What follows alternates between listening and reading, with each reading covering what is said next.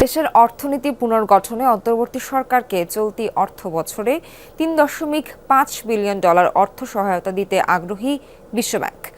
জাতিসংঘের সাধারণ অধিবেশনের প্রধান উপদেষ্টা ডক্টর মোহাম্মদ ইউনূসের সাথে সাইড লাইন বৈঠকে এ আগ্রহের কথা জানায় সংস্থাটি। চীনের পররাষ্ট্রমন্ত্রীর সাথে বৈঠকে চীন বাংলাদেশে বিনিয়োগ বাড়ানোর আগ্রহের কথা জানিয়েছে। পুরানো দিয়ে নতুন নিতে আজই চলে আসুন আপনার নিকটস্থ ওয়ালটন শোরুমে।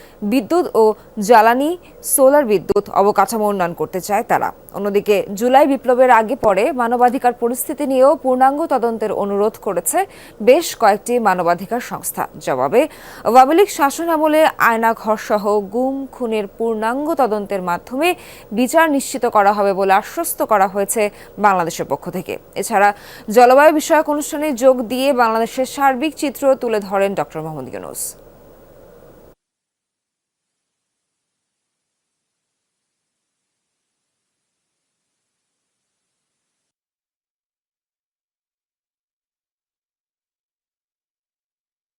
চায়নার ফরেন মিনিস্টার কল অন করেছেন আমাদের চিফ অ্যাডভাইজারের সাথে, এবং সেই মিটিংয়ে যেটা এসছে যে চায়না বাংলাদেশের সাথে তার সম্পর্ক আরও সুদৃঢ়, আরও ডিপেন্ড করতে চায়।